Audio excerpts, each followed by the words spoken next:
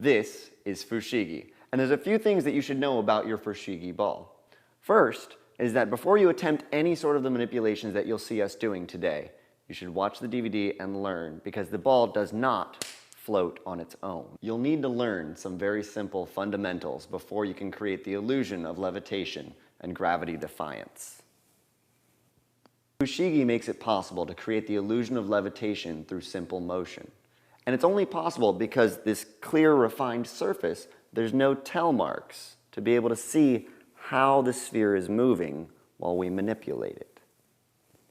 Fushigi is actually the first consumer product for contact juggling. We hope that you embrace it and hone your skills. You're about to embark on an amazing journey and become part of the legacy of contact juggling through practice with your fushigi ball. Here's one of the basic maneuvers of contact juggling with your fushigi ball. This is known as a simple isolation, an isolation being where something is kept still in space. Now what I'm doing is moving my hand around the ball, not the ball around my hand. And there's three very simple motions to make this possible. You put it in front of your collarbone or in front of your chest, move your hand up in front of the sphere, then down the side, your palm is still facing the audience, and 3, you twist to the beginning. Again, that's up, side, twist, up, side, twist. And by going through these motions with a little bit of practice, you can create the illusion of levitation. And that's a very simple isolation. And as long as the ball remains still in space, you can move anywhere around it and maintain that illusion. And that's the illusion of levitation. One of the simplest isolations is the enigma, which looks like this. And it's possible while keeping the ball still or while moving it in a plane. The steps to learning the enigma start like this. You put it comfortably in the palm of your hand, the other hand on top, move it up a thumb and forefinger. You have to keep pressure on the ball in order to keep it to stay between your fingers. You switch which thumb and pointers are on the ball and roll it back down. We're back to right where we started, and we begin again. You simply move it up your thumb and pointer finger, switch, and back down. The ball actually seems to be rolling in this direction because it keeps switching the contact points with your hand. But instead of rolling, we create that illusion as the fushigi ball is held in space. And that's the enigma. Here's wringing the towel. With your acrylic on top of your fist, put the other hand on top, move it to the bottom, and then gently glide the ball across your fingers. And the motion's kind of reminiscent of wringing a towel. You can also stay there, and the illusion is still sound as you're doing the wringing the towel. And that's wringing the towel. Next, we're going to teach you this, which I call an ice cream ascension. And it's kind of a silly name because, well, when I'm holding it like this, it reminds me of an ice cream cone. And you can do that in both hands, just moving it from pinky up to the fist of your hand. And if you do that, you can make the ball rise up, or an ice cream cone isolation, where it stays still in space. And that's the ice cream cone ascension and levitation.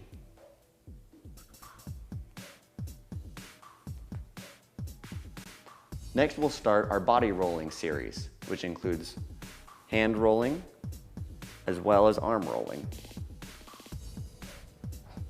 The series begins by forming a cradle on the back of your hand. I do this by putting one of my fingers down and resting the ball there gently. That's called a 3-finger cradle. There's also a 2-finger cradle or a Vulcan cradle. And all of them work just as well to learn the wiper. The way that you learn this is by tossing the ball gently into the air and then catching in the palm of your hand. And then the harder part, throwing it, pointing at it, and catching it back on the cradle. Even with a slight toss, this is training you to be proficient at catching the fushigi ball on the back of your hand. Once you've achieved the toss, then you let the ball just roll gently over your hand to the cradle and back to the palm. Now you're doing the wiper. Don't neglect to learn everything also with your offhand. Then you'll be able to switch between the two to really create some amazing effects. Next, we're going to learn with our fushigi ball how to do the cradle to palm and the palm to the cradle. And the moves happen exactly the way they're named. We're going to do the wiper to the cradle, place it in the palm of your other hand, and then wiper back, cradle to palm, cradle to palm. And you want to practice this until there's a smooth transition from one to the other. Once you have that, reverse directions. Now we're going to do the palm to the cradle. Windshield wiper and back. Palm to cradle, palm to cradle. Now you've learned the palm to cradle and cradle to palm. For those of you wanting to have a bit more of a challenge, you can try the half pipe, which is a very difficult maneuver that takes a bit of practice.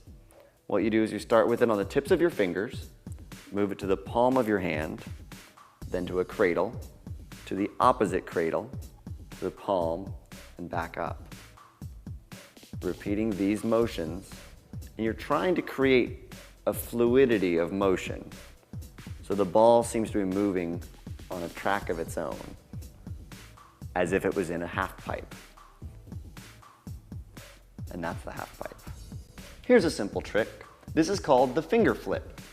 And what we're going to do is make the ball jump, move your finger around it, and catch it back on the palm of your hand.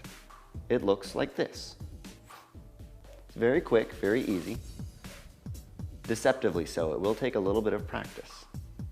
And that's going from the ice cream cone position to the cradle, almost around your finger.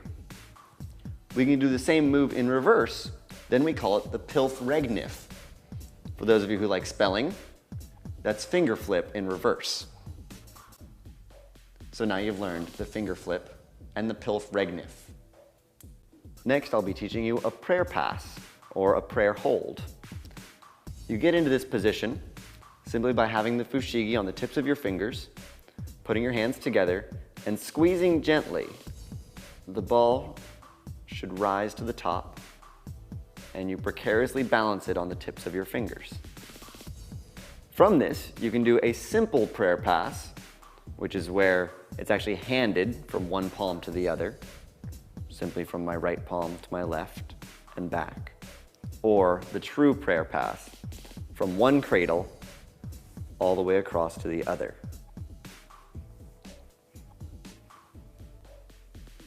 And that's a prayer pass.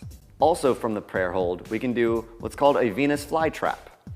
And what happens is you drop the ball to one palm, do a palm-to-palm transfer, and back up to that prayer hold. You can keep it going there, and the motion reminds us of a Venus flytrap.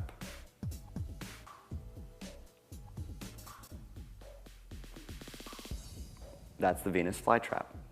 Next, we're going to teach you how to do string pulls and pushes with your fushigi ball. Anytime that you have your fushigi doing a simple levitation, you can pretend to grab a string and pull gently to a new area, or very quick. At the same time, you can also push it up, down, side to side. It creates a whole new dynamic element to your fushigi manipulation. And those are string pulls and pushes. Next, we're going to teach you palm spinning, which is the act of spinning 2 or more fushigi in your hand. And it's actually simpler than it looks. You simply find a place that you can comfortably hold 2 fushigi balls and switch them from one place to the other. It doesn't matter whether you learn it clockwise or counterclockwise, but also try it the opposite direction. Once you can make it switch once, you can make it switch twice, 3 times, and then create it as a continuous motion to create a flawless fushigi palm spin. This is the isolation palm spin, and it's built from doing exactly what we did with 2. Once you have two balls rolling in your palm, you isolate one by moving your hand in a circular direction and making the rotation of one ball be absolutely nothing. That creates the illusion of levitation. This is a two-ball orbital isolation. Next is our palm spin isolation. And this isolation takes a little bit of practice to get used to.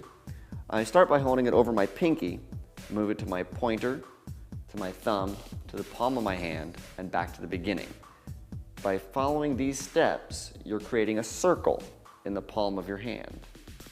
And once you have this circle down reasonably well, then you move your hand in the same circle. And by doing so, you cancel out the motion of the fushigi ball and you create the isolation we call the palm spin isolation. The next isolation we're going to learn, I call the spin doctor. And it's this neat little trick that looks like this. And all you're doing is keeping the ball between the palms of your hands, holding tension so the ball doesn't fall. You're going to press slightly and bring it around one hand, back to the starting position, and then around the other. Keeping that same tension to keep the ball there. If the ball moves, then you have a neat little effect. But since I'm a big fan of these isolations, you can do it and keep the ball still in space. You can add little embellishments where you go up and down your arms. Or you can do the entire spin doctor on your wrists.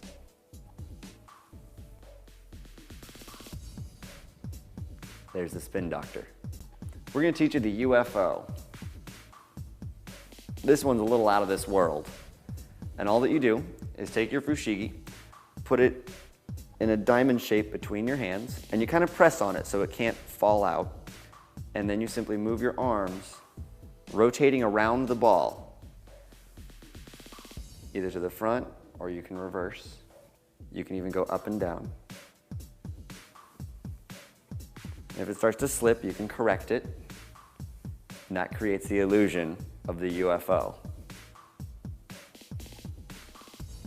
That's unidentified fushigi object. What you can learn to do with fushigi is limitless. Once you've mastered everything on this DVD, you can even learn to palm spin 3 balls, make a 4-ball pyramid, and even do the chop.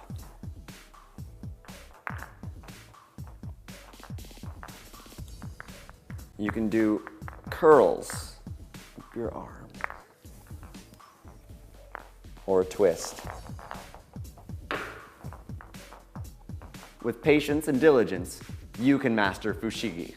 Probably one of the most difficult fushigi executions you have ever seen. Prepare yourselves for the caterpillar. Yeah. Wait, it gets better. The squid.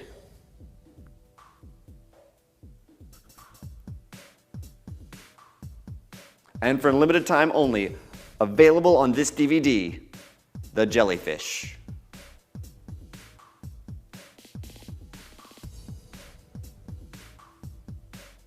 While some of the tricks might look similar, each one takes a little bit of practice, and you can be amazing your friends with even simple manipulations. Next, we're going to teach you a difficult body roll called a chest roll, because I'm going to be rolling the ball on my chest. It also helps to have already mastered arm rolls forward and back on both hands, because we're going to be attempting this.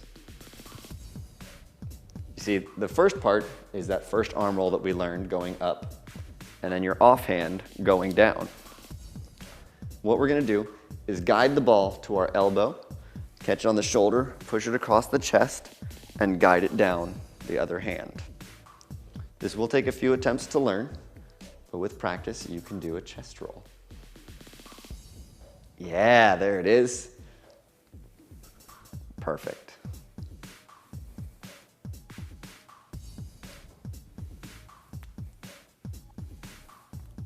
There's a chest roll. Now that you've seen what's possible with your fushigi ball, you can take all the manipulations that we've learned and put them together into your own sort of performance. You can do the simple isolations into more complex routines, as well as all the body rolling that you've seen us do.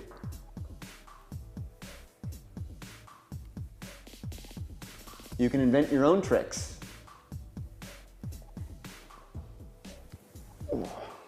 The possibilities with Fushigi are endless.